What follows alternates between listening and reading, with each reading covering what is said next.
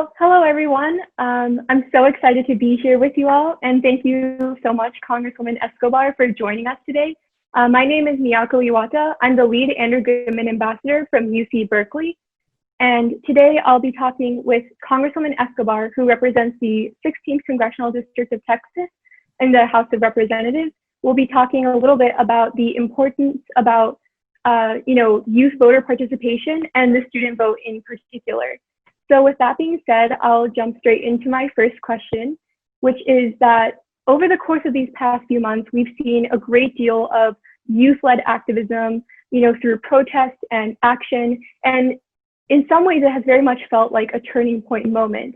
So my first question is, Congresswoman Escobar, do you see the energy and the engagement that we've seen in the streets translating into a greater youth voter turnout rate at the polls this November?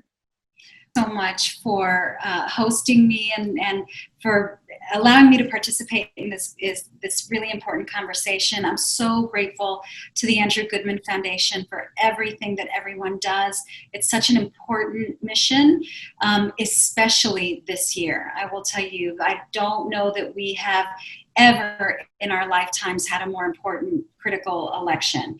And you're right, what we have seen across the country, and in fact across the globe, in response to the brutality of the George Floyd murder has been incredible. It has been inspiring, it has been heartening, and it has given me tremendous hope to see so many young people rise up and get out and want to create change.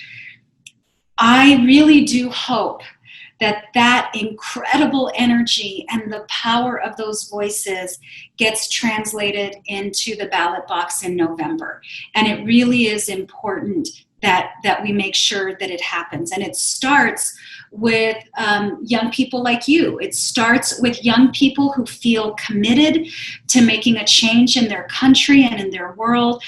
Because, to be honest, folks like me have been in this for decades, so I've been in politics and civically engaged for almost 30 years. And one of the things that I've learned over all of that time is that some of the most powerful persuaders are people within your own social circle, and definitely people within your own generation. And so, I think that in terms of the power of influence, I think that all of those incredible, amazing leaders who organized those marches, who organized events, who got on the phone, who felt moved to take action, we need you all to register voters. And it's not just about voter registration, it's also about staying on top of people and reminding them about when early voting starts, answering questions about how vote by mail is done, who can vote by mail, how, who do you call if you have questions. What I have learned over the years is part of what has kept people away from the ballot box. A big part of that obviously is voter suppression. But when you get past the voter suppression, sometimes people are embarrassed to ask questions about how to vote or how to request a ballot by mail. So it's always best to just flood people with information. If they already have it, awesome. If they don't, then you will have helped educate a voter. I'll close this part of our question with this. We lost an incredible civil rights champion when we lost John Lewis, the congressman who marched across the Edmund Pettus Bridge, was bloodied and beaten so that African Americans in our country would have the right to vote. In his closing op-ed to the New York Times, he really was speaking to your generation and talking about how you need to stand up, speak out, get active.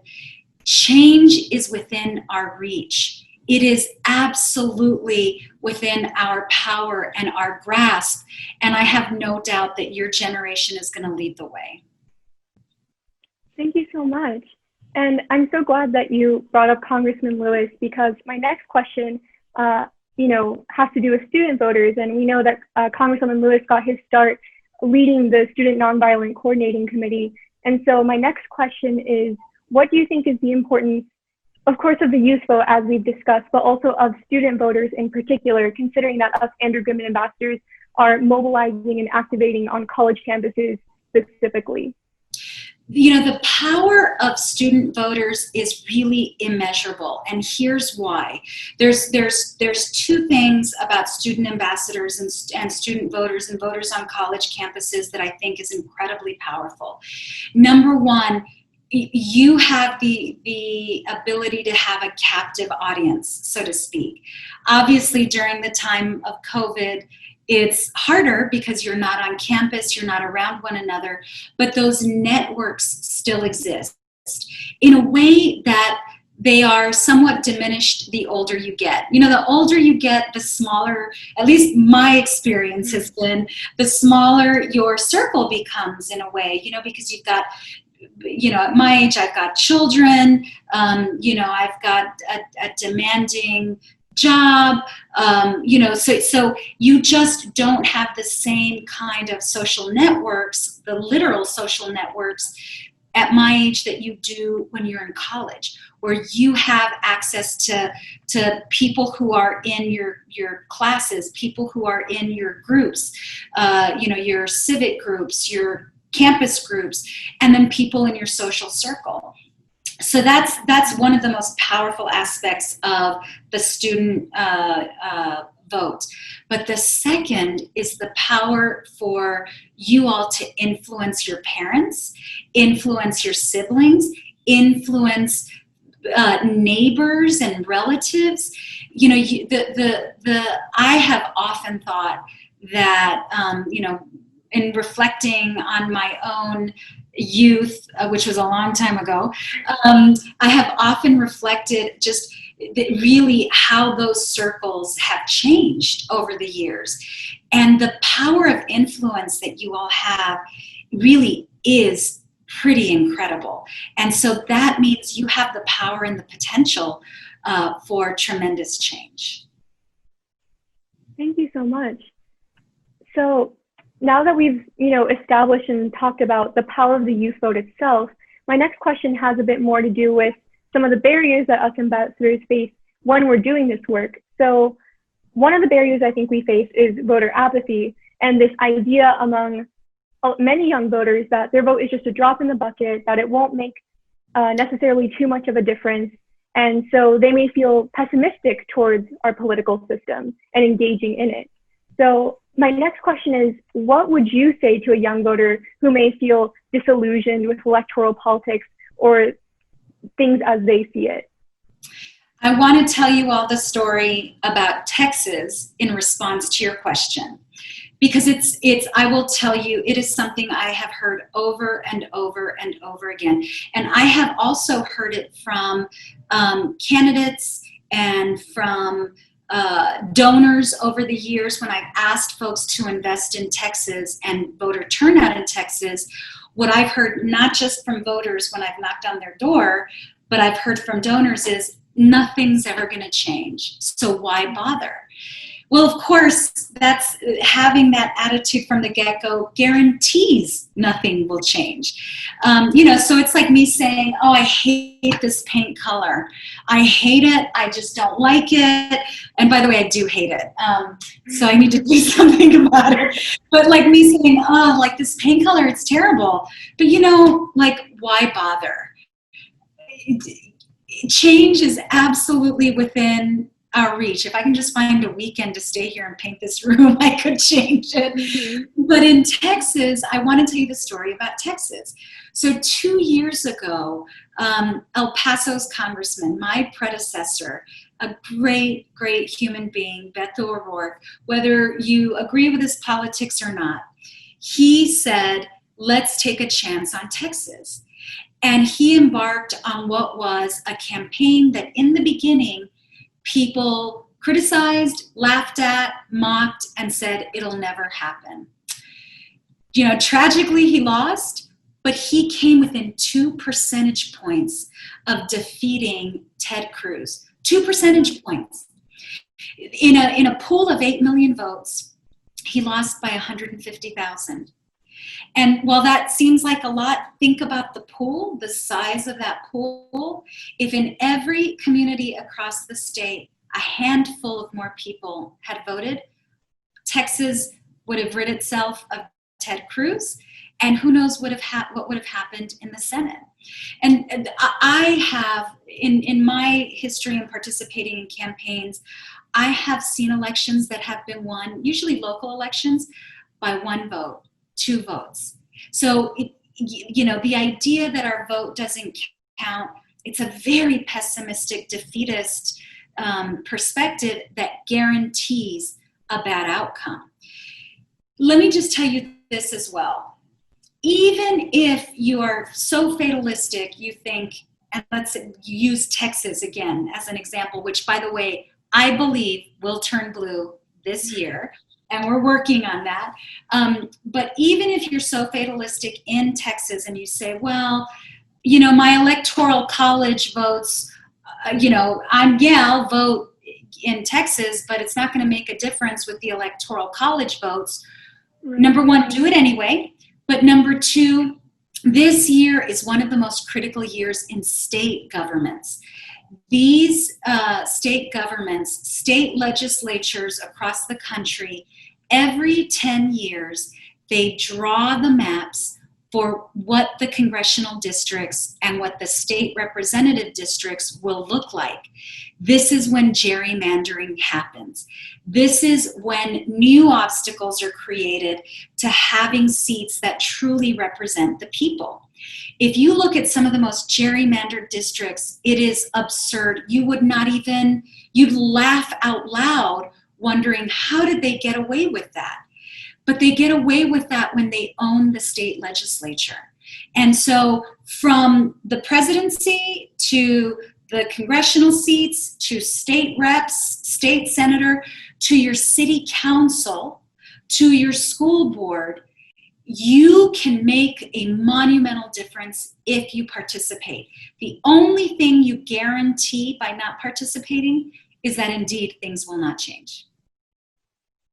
Thank you. And thank you so much also for, stressing the importance of local and statewide elections. I think that's definitely something that young people aren't necessarily aware of as a place where they can actually make a bigger difference than might be the case on the federal level. So thank you so much for bringing up that point. And my next question also builds off of my previous question in the sense that, so I mentioned voter apathy on one end of the spectrum, but I also think that there are a group of very passionate young voters who had a very specific candidate in mind during this election cycle, during the primary cycle, and their candidate did not advance to the general election. And so we have hyper-engaged youth voters who might also feel a similar feeling of disillusionment towards the way that our political system works and feel as though they're making a choice they don't want to make. And so to those voters who are passionate and activated, but also discouraged, what would you tell them about the importance of the youth vote during this election? This is such an important question because in the 2016 election, there was a lot of conversation when it boiled down to Hillary Clinton, Donald Trump, Jill Stein. A lot of people were saying, we're going to pick the lesser of two evils. I don't like these two, so I'm going to vote for the third. Totally well within your right. But sometimes by saying, I don't want to participate in a lesser than two evils philosophy, you end up getting true evil. And I will tell you, I know this is nonpartisan, but I am from the US-Mexico border. We have seen what evil looks like. We have seen the separation of families. We have seen the dehumanization of immigrants, the dehumanization of brown and black communities. I will tell you, I have been there where my heart has been broken because my candidate didn't win. And in fact, in the very first race I ever really kind of had my heart and soul poured into.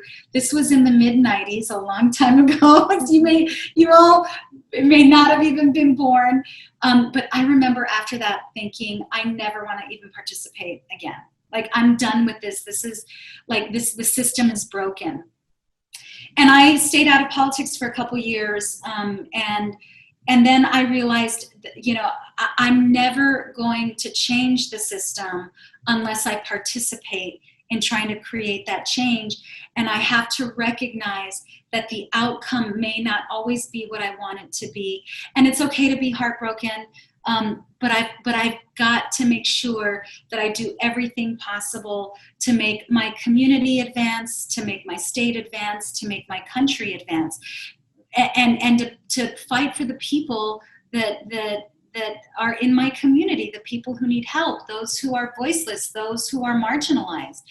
And I would ask all of the great, passionate people whose candidate might not have won, keep participating and support the person whose values are closest to your own. You may not have someone on the ballot whose values are identical to yours, but you will rarely have a perfect candidate, the person that 100% mirrors you and who you are. And so, in the absence of that, help elect good people whose values are close to you. And you know what? One day, I want you to run. I want you to be on the ballot. But I will tell you, I think if you take a breath and step away, many, many times, 9 times out of 10, the difference between two candidates is pretty stark. And it's pretty clear what the values of one is versus the value of the other. And so, again, we need change. And if we don't get the change in that we need to preserve our planet, to preserve our healthcare, to preserve civil rights, human rights, we've already seen and we know what happens with the alternative. And here's the other thing. Once, imperfect as we are, each one of us as candidates, once we're in, hold us accountable, but also work with us. Work with us, keep in touch with us, tell us what your views are. Believe it or not, many of us are very open, and that dialogue is an important part of democracy. Thank you so much. And so I know you brought up the point about how you yourself decided or came to the realization that if you wanted to make a change in the system, then you wanted to participate in it and change things that way, from the inside out. And so my next question has to do with the fact that you made history in 2018 as the first Latina elected from Texas to the United States Congress. And so in that sense, and even though strides were made in that election cycle in terms of increasing representation, whether that's for women or for racial minorities, there's still quite a way to go in terms of Congress actually reflecting what the United States looks like, and especially what our generation looks like. So my question for you is, how long do you think it might take to achieve a truly reflective Congress? And do you see young voters accelerating that shift towards a greater degree of diversity as we did see in the 2018 midterm election cycle? Absolutely. And I think young people are going to be key to bringing about that change, so that Congress reflects what America looks like, not just in terms of ethnic diversity, but in terms of age as well. When you walk into the chamber, and let's say you're standing, by the in what's called the well, and you're looking up at the seats. The Democrats generally congregate to the right side, and the Republicans to the left.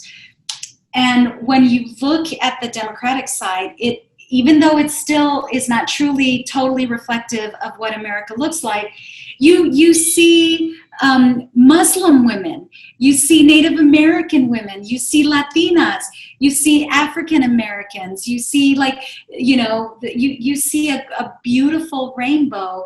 You turn and you look at the Republican Party and it's mostly older white men. Here's what's happened generation after generation is the pipeline for leadership has been set, and from local elections all the way up, our governments have looked like, an older white America. And that's why I mention all levels of government. We need a robust pipeline so that from the school board all the way up to Congress, into the White House, we have leaders that look like us. Only then will we truly have a democracy that's representative of, for, and by the people. And I think I think every election cycle, it's happening. And I think this upcoming election cycle, we're gonna have an even more diverse Congress. Thank you so much. So this will be my last question for you today. And it has to do with, again, based on your experience in Congress. So I've also interned for the US House before, and driving change through the legislative process can be a quite slow-moving process at times. There's different committees and hearings. So but on the voter end, this can lead to a sense of frustration that progress maybe isn't being made at the pace at which they would hope. So my final question for you is, how can young people continue to push for change and mobilize and activate and try to realize the policy goals they want through different avenues, not necessarily the legislative process? Absolutely. So there's a couple of ways, and I don't want people to give up on the national front. I think, to your point, it's important they understand how slowly those things are to come about, especially in divided government. If you have one chamber that's occupied by one party and another chamber by a different party, that means sometimes, in addition to the compromise, it's harder to achieve the end goal and get there, which is why elections matter. But there are so many avenues for change and progress. I'll give you an example.